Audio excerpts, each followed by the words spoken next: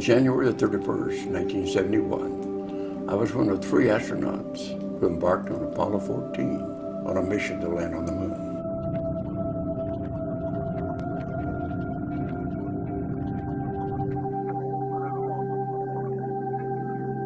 I became the 6th person of 12 in history to walk on the lunar surface. During the return to Earth, I had a chance to look at our planet in a way that very few human beings have ever seen with their own eyes.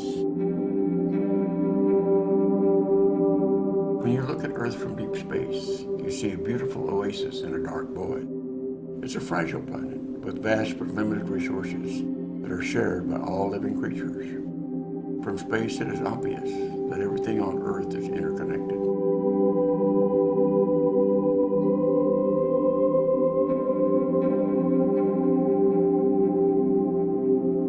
We all breathe the same air, use the same water, and all share the planet's resources.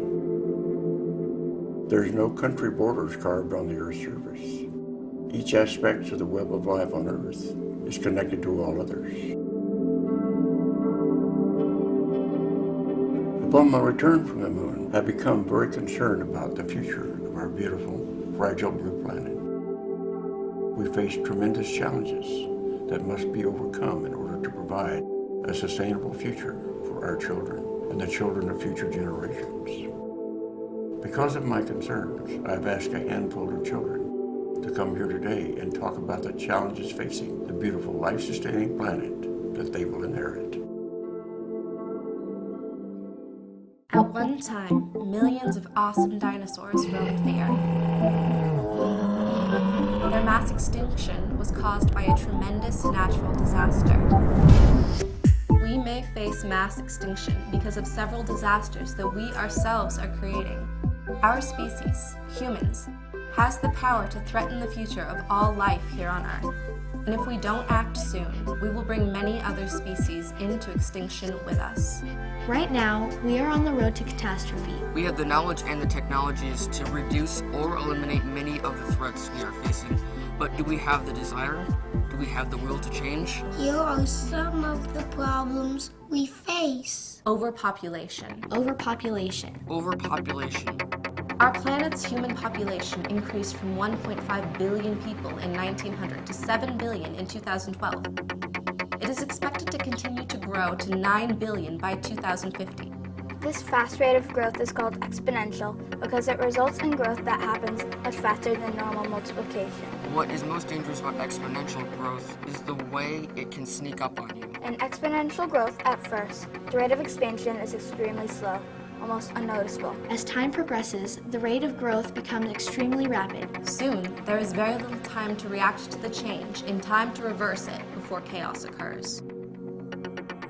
Have you ever heard of the tale of the water lilies in the pond? These water lilies doubled themselves every day.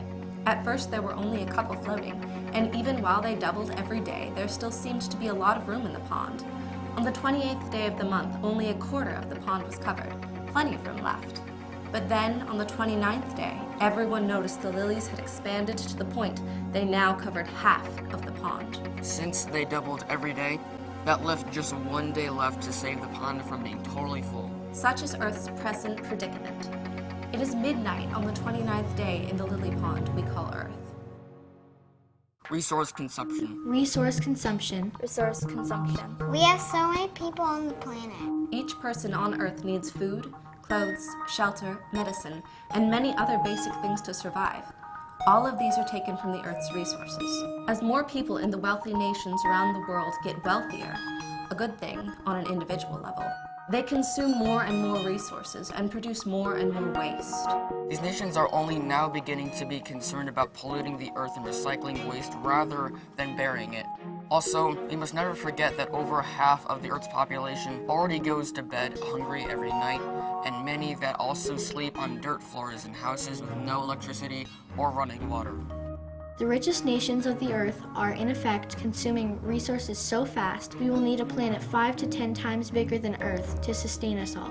And what of the poorer ones? What are they and their populations supposed to do? As more and more people consume more and more, many scholars think that violent wars caused by all kinds of resource shortages, oil, water, food, and lack of a better future, will break out, and that drought and famine or worse may spread across the world.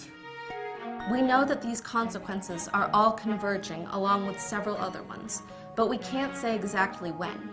However, many informed scientists agree it will occur within our lifetimes. Some would even say that we may have already passed the moment known as the tipping point, when these crises are bound to happen. At best, some of us will survive the coming crises, but at a much lower standard of living and as a greatly diminished technological society. At worst, only microbes and insects may survive the incredible recklessness of our ways. We have many of the technologies and knowledge to solve most of the serious challenges that we face. Unfortunately, change is hard. People, industries, and governments like to keep things the same and prevent us from resolving these issues, either by ignorance or on purpose to protect their own self-interests. Additionally, many people in the world do not seem to understand severity and full implications of the issues that we are now confronted with. The biggest problem humanity faces right now is not environmental pollution, resource depletion, climate change, or even exponential human population growth and demands it places upon Earth's resources. Instead, it is a crisis in consciousness, not understanding who and what we really are and our relationship to each other and to nature. As Albert Einstein so correctly said, we cannot solve current and future problems with the same kind of thinking that created them. We can only resolve them if we look beyond our own individual needs and personally seek to serve the greater good. Although our problems are extremely serious, they also offer tremendous opportunity for a much brighter future. I'm constantly awed by the tremendous creative abilities that humankind has consistently demonstrated throughout history. It is my belief that we can utilize these creative capabilities to address the challenges we face. If change is going to happen, it will be because all of us take responsibility for the Earth's future. And that can only be achieved by teaching people about the problems and changing consciousness on a massive scale.